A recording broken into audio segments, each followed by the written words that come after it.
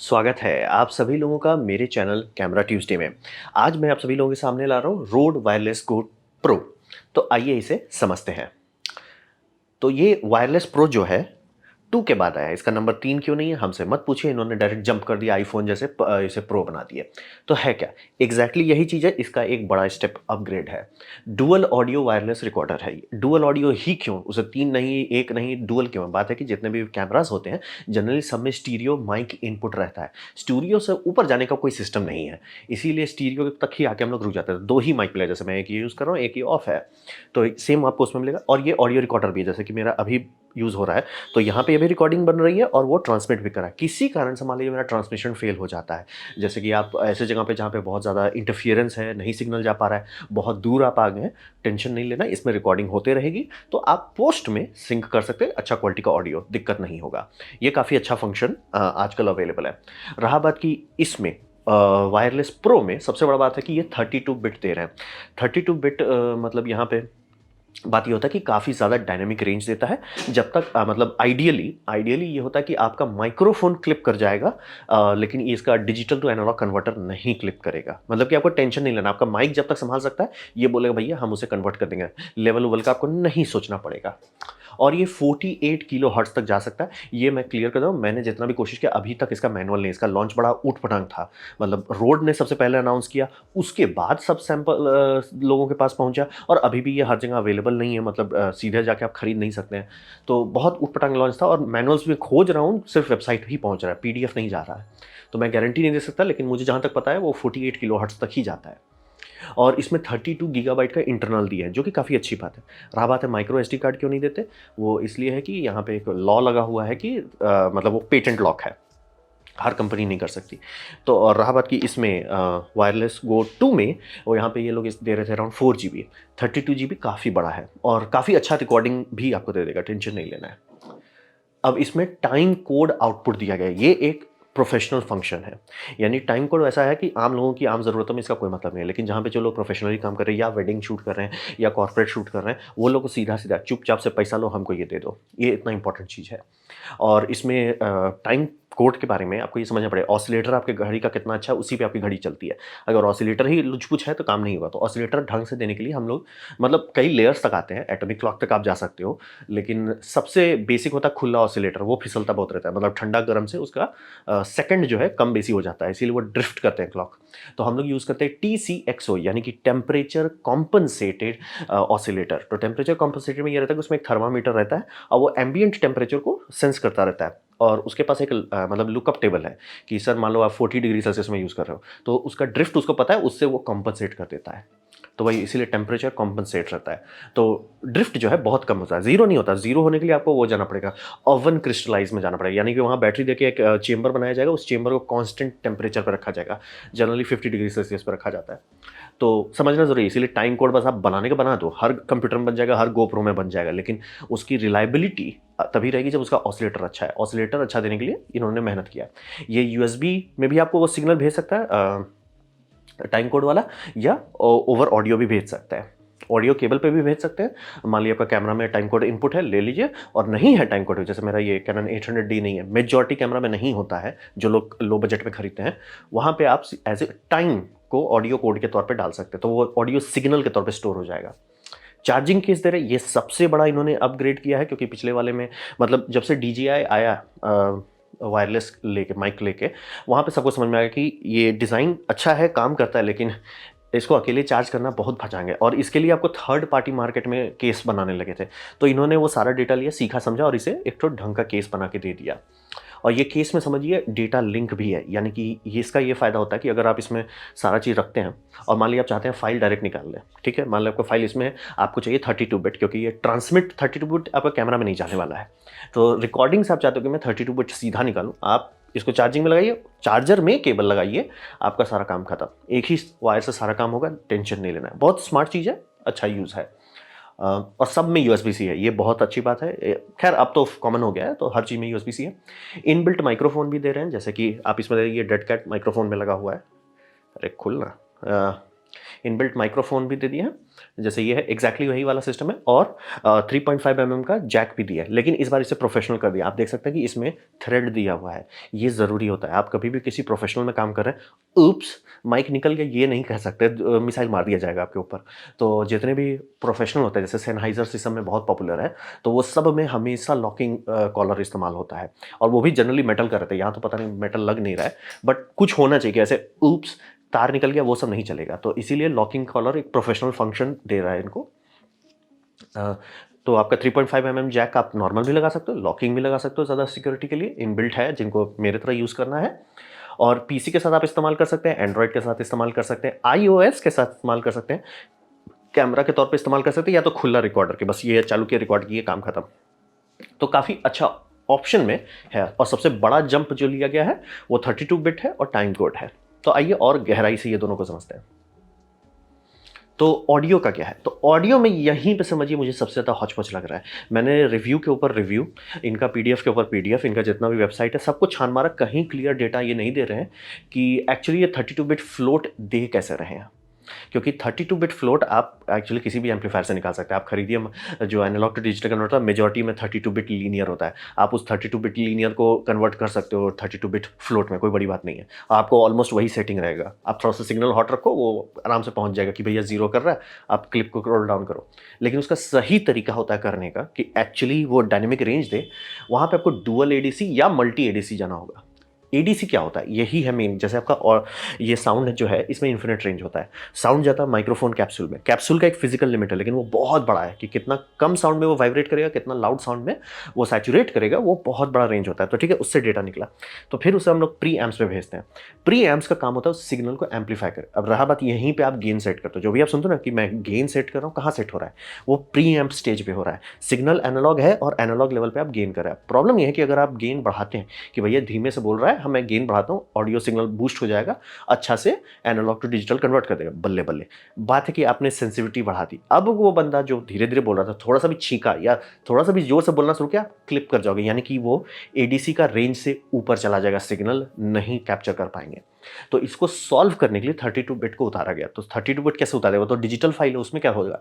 हुआ ये कि हम लोग मल्टीपल ये रास्ता बनाने लगे। जैसे कि जनरली जितने भी आप 32 बिट जूम का खरीदें, टैस्कैम का खरीदें, किसी का भी आप खरीदोगे, उसमें जनरली दो लाइन रहता है कि एक आता है, एक प्री एम्प हॉट रहता है, यानी कि वो माइल्ड सिग्नल को भी बूस्ट कर देगा, लेकिन वो क्लिप बहुत जल्दी करेगा। ठीक है, ये हो गया आपका हॉट सिग्नल। फिर एक ठो रहेगा जो कोल्ड सिग्नल है, यानी कि भैया जब आप लाउड से करोगे, यानी माइक स्ट्रांग हो जाएगा, तब वो अपने आप सिग्नल बूस्ट करेगा। ये सब जाएगा एनालॉग टू डिजिटल कन्वर्टर में, उससे जाएगा डिजिटल सिग्नल प्रोसेसर में, उसके बाद आपका 32 बिट आउटपुट निकलेगा। वो आपको शुद्ध आउटपुट देता है कि हाँ भैया, आपका माइक्रोफोन कितना भी हुलू लुलू कर ले, हम आपको ऑडियो अच्छा से दे देंगे। यहाँ पे ये कहीं नहीं बोल रहे हैं कि मेरा डुअल एडीसी है या क्वाड एडीसी है। और ये जो मैं एनिमेशन दिखा रहा हूँ, ये रोड के माइक्रोफोन का ही है। रोड मतलब एक जो इनका स्टूडियो ग्रेड है वो बहुत महंगा है, ये मैं क्लियर करना हूँ, बहुत महंगा है। स्टूडियो ग्रेडर 32 बिट है, उसमें 4 एडीसी दिए हैं ये लोग, और एकदम चुप नहीं होते। पूरा वीडियो मैंने लिंक दे दिया है सब में से, भैया हमने 4 एडीसी दिया, एकदम फाइन ट्यून है, एकदम बढ़िया बढ़िया क्वालिटी आता है। तो ये करना चाहिए, तभी जाके आपको एकदम मस्त मक्खन जैसा ऑडियो आएगा। एटलीस्ट 2 तो करो। लेकिन यहाँ पे ये नहीं बोल रहे हैं कि 2 है या 4 है या है ही नहीं, क्योंकि एक से वो ट्रू 32 बिट वाली फीलिंग नहीं आएगी। तो मैं वही कहूँगा, अगर सिंगल है, ये अभी तक क्लियर नहीं है, जहाँ तक मैं देख रहा हूँ सिंगल एडीसी ही ये यूज़ कर रहे हैं, वो उतना बड़ा बात नहीं है, उतना बड़ा बात नहीं है जितना हल्ला हो रहा है। अब रहा बात कि लेवलियर माइक्रोफोन यूज़ करने से ये कमी जो है छिप जाता है। क्यों? क्योंकि लेवलियर माइक्रोफोन, यानी कि जो इस तरह के माइक्स होते हैं छोटे छोटे, उसमें इतना रेंज नहीं होता है। आप सोचोगे ना कि छोटा माइक है तो ज़्यादा सुंदर ना, उल्टा होता है। बड़ा माइक्रोफोन लाउड नॉइज़ भी बर्दाश्त कर पाता है, फेंट नॉइज़ भी बर्दाश्त कर पाता है। तो रेंज जो है बड़े माइक्रोफोन का, जिसका कैप्सूल बड़ा है, उसका बहुत अच्छा आता है। तो लेवलियर के साथ अगर ये लोग यूज़ करेंगे तो उनको दिखेगा नहीं। तो डायनेमिक रेंज लो होता है, इसीलिए आपको टेंशन लेने की ज़रूरत नहीं है। आप इसको खरीदने का सोच रहे हैं तो टेंशन मत लीजिए।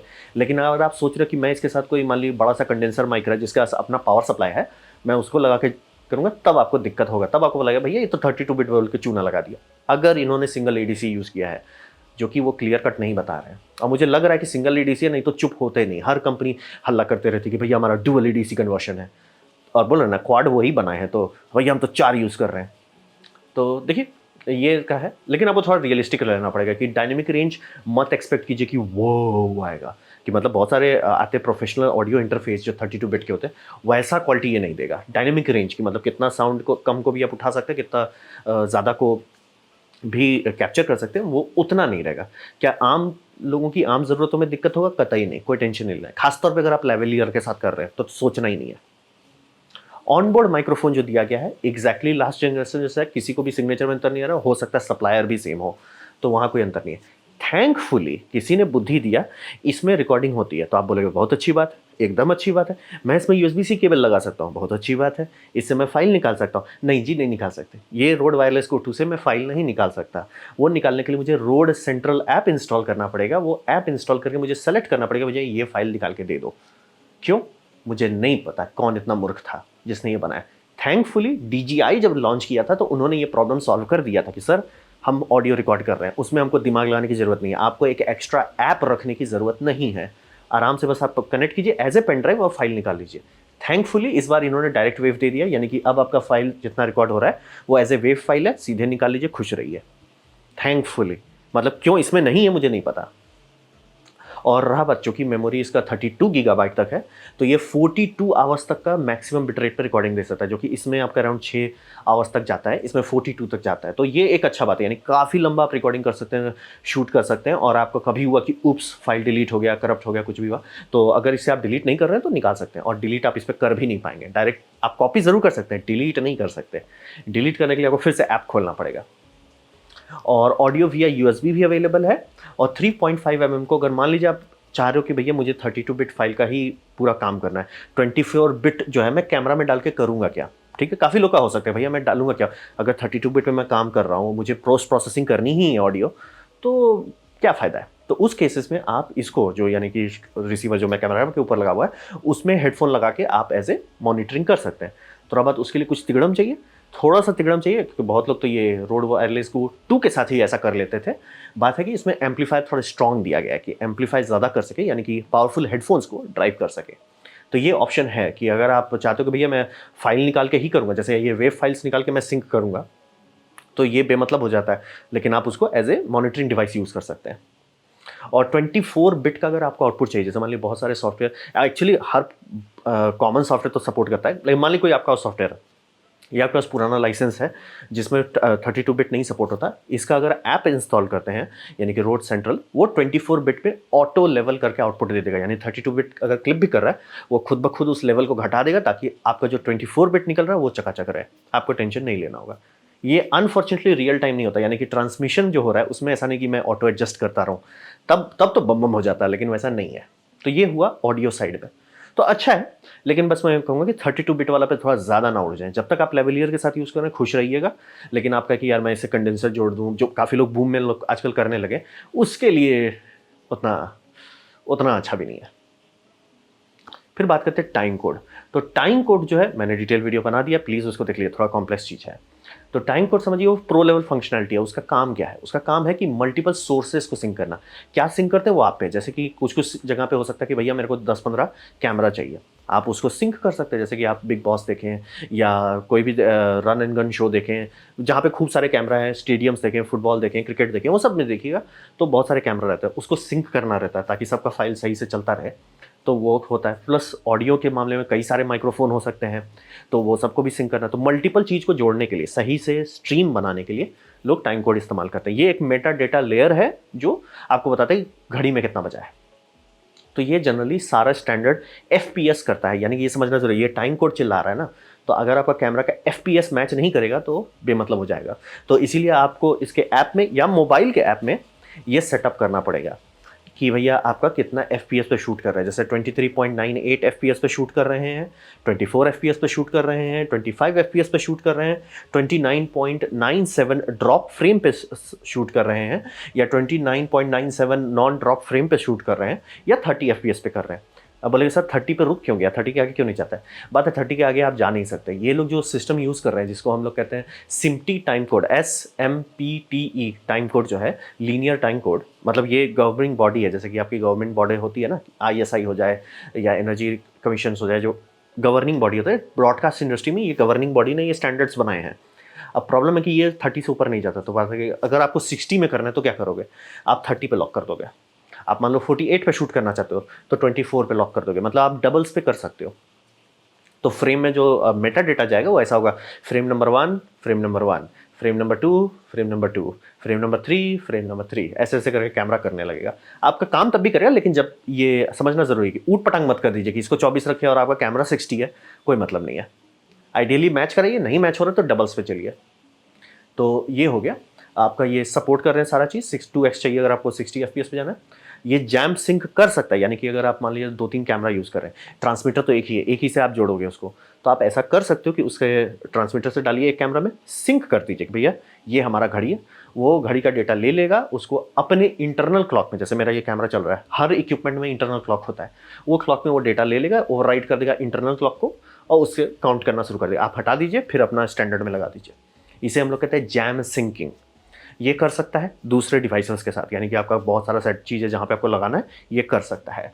इसमें घड़ी कैसा चलेगा? घड़ी दो तरीके से चल सकता है, रियल टाइम यानी कि एक्चुअल समय कितना रहा है, यानी कि इसमें कितना समय हो रहा है, तो वो लिटरली बोलेगा 12:06 करके 50 सेकंड पे फ्रेम नंबर 12, फ्रेम नंबर इसी हिसाब से आता है। ये कर सकते हैं। या कंटिन्यूस होता है, उसमें एक बटन दिया हुआ है ये ऐप में, यहाँ पे रीसेट का, ये आप रीसेट दबाओगे 0 हो जाएगा, 0 से काउंट करना शुरू करेगा। जनरली वो महा स्टूपिड आइडिया है, मुझे नहीं समझ में आ रहा किसने ये डिज़ाइन किया है कि वो ऑप्शन भी है, होना ही नहीं चाहिए वो ऑप्शन। क्योंकि अगर आप रीसेट का ऑप्शन रखते हो ना तो कई सारे रोड्स को नहीं सिंक कर पाएंगे। अगर ये सारा रियल टाइम है तो सबका रियल टाइम मैच करा सकते हैं। तो इसमें है ऑप्शन, मैं जनरली कहूँगा अगर आप खरीदते हो तो इसे रियल टाइम पर रख के भूल जाइए, दिमाग मत लगाइएगा। सिम्पटी टाइम कोड है, मतलब यानी प्रोफेशनल वाला टाइम कोड है, और ओवर ऑडियो भेज सकते हैं। जैसे बोलेंगे मेजॉरिटी कैमरा जो लो बजट में लोग खरीदते हैं उसमें नहीं होता है कि टाइम कोड का एक अलग पोर्ट रहे कि भैया ये टाइम कोड इस पोर्ट में डालो। अगर आपको करना है कि भैया मुझे टाइम कोड डालना है तो ऑडियो के ऊपर से डालना पड़ता है, ये हो जाता है। लेकिन आपको ये समझना पड़ेगा कि ऑडियो के ऊपर से आपने डाल दिया, लेकिन सॉफ्टवेयर उसे नहीं पढ़ सकता। यानी कि अगर आप उसे प्रीमियर में डालते हैं, प्रीमियर उसका कुछ नहीं करेगा, वो बोले भाई ऑडियो है, मेरे को क्या पता इसमें क्या है। डविंची रिजॉल्व जो है वो इकलौता है जो ऑडियो से, ये है update time code from audio track, ये ऑडियो ट्रैक को लेगा, उसको पढ़ेगा, उसको डिकोड करेगा और एक मेटा डेटा लेयर बना देगा। अगर आपके कैमरा में इनपुट रहता है तो मेटा डेटा लेयर कैमरा बना देता है, तो वो आपका अडोबी प्रीमियर में चलेगा, कोई दिक्कत नहीं है। तो ये हो गया। अब रहा बात कि मान लीजिए आपके पास अडोबी में ही काम करना है, मान लीजिए आपकी कंपनी अडोबी में काम कर रही है, आप ये नहीं करना चाहते हो तो क्या कर सकते हैं, यहाँ पे आप टेंटिकल सिंक इस्तेमाल कर सकते हो। ये एक तरह का एप्लीकेशन है, ये एप्लीकेशन मतलब इसी चीज़ के लिए बनाया गया है। ये पूरा एप्लीकेशन सिर्फ एक ही चीज़ के लिए है कि भैया आप मल्टीपल टाइम कोड इसमें डाल रहे हो, वीडियो फीड में डाल रहे हो, audio as a audio channel, वो हम लेके टाइम कोड में बदल देंगे, आपको आउटपुट जो देंगे वो सीधे सीधे आपका प्रीमियर में जाएगा और आराम से आप काम करो। ये दो तरीका है जिससे आप टाइम कोड को ओवर ऑडियो यूज़ कर सकते हैं। डविंची वाले तो डायरेक्ट यूज़ कर लेंगे, बाकी सबको लिए एक फचांग करना पड़ेगा। हाँ, ये फ्री ऐप नहीं है, पेड है, और मुझे समझ में नहीं आया रोड ने क्यों नहीं बनाया। खैर, ये तो हो गया आपका सॉफ्टवेयर वाले साइड में थिंग्स, ये टाइम कोड वाला चीज़ हो गया। अब बात करते हैं इसका नाम जो प्रो दिया है, तो क्या ये एक्चुअली प्रो है? सीधा जवाब आ रहा है नहीं। ये बहुत मतलब बहुत 3 को ज़बरदस्ती का ये लोग प्रो कह रहे हैं, मुझे सूट नहीं कर रहा। कारण ये है कि 32 बिट लिमिटेड है, क्योंकि 48 किलो हर्ट्ज जाता है। सबसे लोएस्ट होता है 44.1 किलो हर्ट्ज, ये ऑडियो सीडी का ज़माना है। फिर 48 किलो हर्ट्ज से डीवीडी का ज़माना। और रहा बात आज के टाइम में हम लोग उससे बहुत ऊपर चलते हैं। अगर आप प्रोफेशनल लेवल पे काम कर रहे हो जनरली आप 192 किलो हर्ट्ज पे चलोगे, तो आप देख सकते हो कि बहुत ज़्यादा बड़ा अंतर है 48 वर्सेस 192 किलो हर्ट्ज पे, या 198, मतलब बेसिकली 100 से ऊपर हम लोग रहते हैं आजकल। तो अब बोले उसका कोई फ़ायदा नहीं, फ़र्क नहीं पड़ता ना। अगर मान लीजिए आपके सारे प्रोफेशनल इक्विपमेंट चल रहे हैं 198 पे, तो आपका जो मास्टर फाइल बनेगा वो 198 पे रहेगा, तो आप 198 पे ही रखोगे। आप ज़बरदस्ती का नहीं बोले सर मेरा फाइल कम का है, नहीं, जो फाइल है सब एक रखना चाहेंगे, तो वो थोड़ा सा ऑड बात है। दूसरी बात, ये लोग हल्ला नहीं कर रहे हैं कि हम लोग और कितना analogue to digital converter use कर रहे हैं। ये बात मुझे सस लग रहा है, मुझे बहुत सस्पेक्ट लग रहा है कि लोग कहीं नहीं बोल रहे हैं, और किसी की टेस्टिंग उतना डिटेल में नहीं थी कि भैया मैं एग्जैक्टली बोल सकूँ हाँ 32 बिट तो सही हाई डायनेमिक रेंज है, कि बस थोड़ा सा बेटर है, थोड़ा सा सॉफ्टवेयर तिगड़ी है, वो है। नॉन रिप्लेसेबल बैटरी, यहीं पे आधा से ज़्यादा प्रोफेशनल इसको हाथ नहीं लगाएंगे। नॉन रिप्लेसेबल बैटरी का मतलब ये होता है ना कि भले आप कहोगे कि मैं इसमें पेन ड्राइव लगा के ये मतलब क्या बोलता है USB-C से चार्ज कर सकता हूँ, रहा बात मुझे उसके करने की ज़रूरत नहीं होनी चाहिए। जितने भी प्रोफेशनल आते हैं, चाहे आप सनहाइजर ले लो, DAT ले लो, ये सब में ढक्कन खोलिए, बैटरी लगाइए, काम खत्म, हो गया सर, हो गया, वो चल रहा है। आप मान लीजिए किसी शादी में आप कर रहे थे, 4 घंटे से हो गई शादी, आपकी बैटरी बोल रहा है सर मेरा टैंक हो गया है, खत्म, ठीक है। अब आप क्या करेंगे, ग्रूम के पीछे जाके उसका ये पावर बैंक लगा देंगे कि भैया ये पावर बैंक अपने पॉकेट में रखो, उस सब जगह पे अगर आपको कोई बोलता है ठीक है सर ढक्कन खोलो बैटरी बदल दो, परफेक्ट नहीं है लेकिन कुछ तो है। तो non replaceable battery, non user replaceable बहुत बुरी बात। दूसरी बात, ये सब रिचार्जेबल बैटरी है, ज़्यादा लंबा चलेगा नहीं, 2-2 साल के अंदर ही स्वाहा हो जाएगा। तो वो भी प्रोफेशनल लोग एक्सेप्ट नहीं करते, इसीलिए प्रोफेशनल में जनरली ऑलमोस्ट सारे में आपको यूज़र रिप्लेसेबल बैटरी दिया जाता है। Plus lack of time code input, ये टाइम कोड चिल्लाएगा, बहुत अच्छी बात है, लेकिन लेगा नहीं किसी का टाइम कोड, ये बहुत बड़ा समस्या है। मुझे भी मतलब इसको पढ़ने के बाद समझ में आ रहा है कि सारे टाइम कोड डिवाइसेस में ऐसा ऑप्शन क्यों दिया जाता है कि वो टाइम कोड एक्सेप्ट कर सके। वो इसलिए रहता है कि अगर आपको 4-5 डिवाइस कनेक्ट करना है, तो जैसे मान लीजिए ये रोड वायरलेस को 2 मैं यूज़ कर रहा हूँ, ठीक है? इसको आप प्रो समझ लो। अब मैं कोई बड़ा-सा डिबेट को शूट कर रहा हूँ, ठीक है? जहाँ पे आपका 2 कैमरा है या 4 कैमरा, हो सकता है आराम से डिबेट्स में होते हैं और कई सारे लोग हैं, सबके मैंने कॉलर पे ये दे दिया। अब रहा बात, मैं सिंक ही नहीं कर पाऊँगा। ये टाइम कोड होने के बाद भी मैं सिंक नहीं कर पाऊँगा, क्यों? क्योंकि मुझे एक्सपेक्ट करना होगा कि सारा जो रियल टाइम पे मैं सेट कर रहा हूँ होपफुली सही हो, जो कि नहीं होगा, इसीलिए जैमिंग किया जाता है। लेकिन अगर ये रहता है कि भैया मैं टाइम कोड ले लूँगा किसी चीज़ का, मैं कोई प्रोफेशनल क्लॉक से भी ले सकता हूँ टाइम कोड से, या एक रोड को मास्टर बना के उसका सारा में इंजेक्ट कर सकते थे। वो ना कर पाना लिमिट कर देता है। और रहा बात कि इस तरह के डिवाइस में टाइम कोड उतना प्रैक्टिकल नहीं है। बोलेंगे क्यों? बात है कि रियलिस्टिकली आप इसे यूज़ कैसे करोगे कि मैं इस पे बात कर रहा हूँ, ये भेज दे रहा है सिग्नल। मुझे टाइम कोड की ज़रूरत ही नहीं है, वो डायरेक्टली वीडियो फाइल में जा रहा है, मुझे दिमाग लगाने की ज़रूरत नहीं है। आपका स्पेसिफिक कहोगे कि 32 बिट की ज़रूरत है, वो भी तो पूरा वेव फॉर्म परफेक्टली सिंक तो है ही आपके पास। तो वो उतना प्रैक्टिकल नहीं है। अगर ये रहता कि हाँ भाई आप इसमें जैम सिंक कर सकते हैं, सीधे-सीधे प्रोफेशनल बोलते हैं चुपचाप से पैसा लो हमको दे दो। लेकिन वो नहीं है, तो बहुत बड़ा समस्या है। तो वो एक मतलब जेन्युइन बात है। टच स्क्रीन नहीं देना, ये है DJI माइक का। इसमें इन्होंने टच स्क्रीन जो दिया है, इससे फ़ायदा ये होता है कि बहुत कॉम्प्लेक्स फंक्शन आप स्क्रीन पे कर सकते हो। रोड वाले में आधा से ज़्यादा चीज़ के लिए आपको या तो ऐप जाना होगा या मोबाइल ऐप में या पीसी में, बिना उसके आप नहीं कर सकते। तो फील्ड में अगर आप काम कर रहे हैं ना, ये बहुत फचांग वाला स्टेप है, अननेसेसरी। मतलब कि आप प्रो कह रहे हो, प्रो वाले सारे इक्विपमेंट में ऐसा बनाया जाता है कि आपको एक्स्ट्रा इक्विपमेंट की ज़रूरत ना हो। जैसे कि आप कोई भी ब्लैक मैजिक का कैमरा है, खूब सारे पोर्ट्स हैं, ऐसा क्यों? फचांग ना करना पड़े। सारा लॉजिक वही रहता है। आप एटमॉस ले लो, प्रोफेशनल का वही मतलब होता है, फचांग ना करो, डायरेक्ट लगाओ, खुश रहो, चिल रहो। टच स्क्रीन भी नहीं दे रहे हैं और ऐप्स का इतना ज़रूरत रखना कि भैया टाइम कोड का आपको FPS चेंज करना है, नहीं सर उसके लिए तो मुझे ऐप चाहिए, लैपटॉप में लगाइए, ये करें। इट्स लाइक सर स्क्रीन दे देते, बड़ा कर देते, उसमें टच स्क्रीन कर देते, हो जाता। तो ये एक बहुत सीरियस बात है कि बैटरी आप नहीं चेंज कर सकते, टच स्क्रीन अभी भी नहीं दिया। ये मतलब ऐसा लग रहा था ना कि इसका मोल्ड जो है बना लिया इन्होंने, हम ये मोल्ड चेंज ही नहीं करेंगे, तीसरी बार बना रहे हैं तब भी मोल्ड नहीं चेंज करेगा। इट्स लाइक यार मोल्ड चेंज कर सकते हो। बॉक्स भी देख रहे हैं कितना चीप बॉक्स लग रहा है, मतलब जो मार्केट में 3,500 का मिलता है वो बॉक्स लग रहा है, एग्जैक्टली उतना ही दाम का मिलता है अमेजोन पे। इसलिए ये जब आया था तो मैं एक्सपेक्ट कर रहा था इससे आप थोड़ा और बेटर बनाओगे, क्योंकि इंजीनियरिंग का रूल है, यू डू इट फर्स्ट और यू डू इट बेटर। आपसे पहले कोई अगर बना लेता है कोई बात नहीं, आप उससे बेहतर बना सकते हो, क्योंकि वो दिखा देगा कि ये अच्छा था, ये खराब था।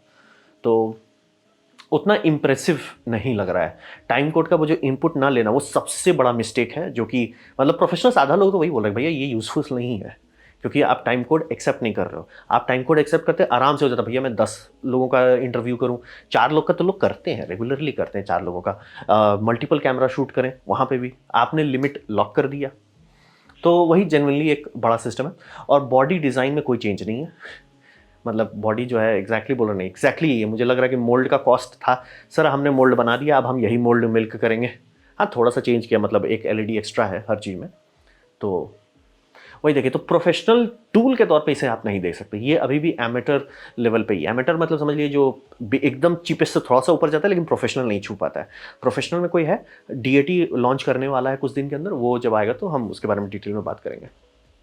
तो इसे मैं प्रो नहीं कहूँगा, इसे मैं वायरलेस को 3 कहूँगा। ज़बरदस्ती का प्रो ठूंस देने से ट्रू नहीं होता। मैं मना रहा हूँ कि ये लोग फर्मवेयर में ये ठीक कर दे टाइम कोड इनपुट, लेकिन जब तक वो नहीं ठीक करते तब तक तो गड़बड़ है। तो ये था मेरा प्रेजेंटेशन रोड वायरलेस को प्रो के बारे में। उम्मीद करता हूँ आपको अच्छा लगा, कुछ सीखने मिला, कुछ समझ में आया। अगर ऐसा है लाइक कर दे, दोस्तों शेयर कर दे, उससे मेरा काफ़ी भला होगा। नहीं अच्छा लगा, नहीं पसंद आया, कोई बात नहीं, आप डिसलाइक दबा सकते हैं। मैं कहूँगा डिसलाइक 2 बार दबाएं, उससे मुझे पता चलो कितना ना पसंद हुआ है। मैं आपसे कहूँगा कमेंट लिखे, मैं हर कमेंट को पढ़ने की कोशिश करता हूँ। आपसे कहूँगा सब्सक्राइब कीजिए, बेल दबाइए अगर आप फ्री हैं तो। आपने मेरा वीडियो देखा, जानकर मुझे बहुत खुशी हुई। धन्यवाद।